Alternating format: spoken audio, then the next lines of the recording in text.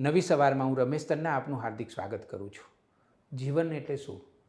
જીવન એટલે પ્રેમ, સંવેદના, કરુણા. આપણા હૃદયમાં આ બધું હોય ને તો એક સુંદર જીવન જીવી શકાય. એવી ઘણી બધી ઘટનાઓ જ્યારે જાણવા મળે કે જેમાં સંવેદના હોય ત્યારે આપણું મન રાજી થઈ જાય, પ્રસન્ન થઈ જાય. આવી જ એક ઘટના હમણાં હું અમેરિકા ગયો ત્યાં મેં જાણી. ફ્લોરિડા રાજ્યના ટેમ્પામાં હું શ્રી હિંમતભાઈ પારેખને મળ્યો. તેઓ ગુજરાતી અગ્રણી છે, સદગૃહસ્થ છે. તેમણે ખૂબ કામ કર્યું છે ગુજરાતી કમ્યુનિટી માટે.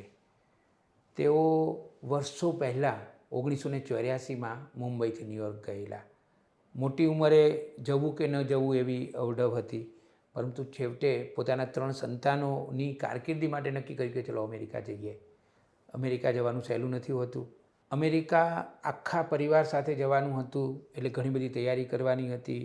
ઘણો બધો લાંબો સમય તૈયારી કરી અને ઘણો બધો સામાન હતો, બાળકોને લઈને જવાના હતા.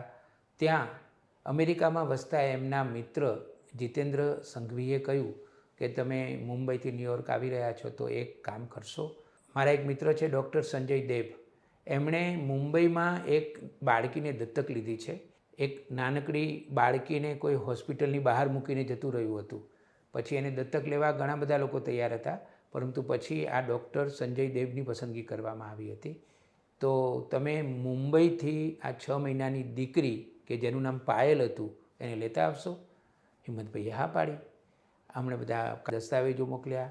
એ દસ્તાવેજો જમા કરાવ્યા એટલે સંસ્થાએ કહ્યું કે તમારે 3 દિવસ વહેલાં લઈ જવી પડશે, એટલે એ હળી મળી જાય. 6 મહિનાની દીકરીને હિંમતભાઈ પારેખ અને તેમના જીવનસાથી હંસાબેને અને બાળકોએ રાખી અને મુંબઈથી ન્યૂયોર્ક એ લોકો પહેલી વાર ગયા ત્યારે હંસાબેનના ખોળામાં આ બાળકી હતી. હિંમતભાઈનું જીવનચરિત્ર લખાયું છે. એમાં હિંમતભાઈએ લખ્યું છે કે મેં અને હંસાએ 15-20 કલાકો દરમિયાન એક પણ મટકું માર્યું નહોતું, કારણ કે 6 મહિનાની નાનકડી બાળકીને સાચવવાની હતી. ન્યૂયોર્ક ગયા. ડૉક્ટર સંજય દેવ અને જીતેન્દ્ર સંઘવી આવ્યા હતા. હંસાબહેન અને હિંમતભાઈ પારેખે એ દીકરી ડૉક્ટર સંજય દેવ અને તેમની ઇટાલિયન પત્નીને સુપરત કરી. મોટી સંખ્યામાં ગુજરાતીઓ દર વર્ષે અમેરિકામાં ગેરકાયદેસર ઘૂસે છે. એ આપણને ગમતું નથી. એ અસંવેદનશીલ વાત છે. તેની સામે આ એક એવી સંવેદનશીલ વાત છે જે માનવતાનું ગૌરવ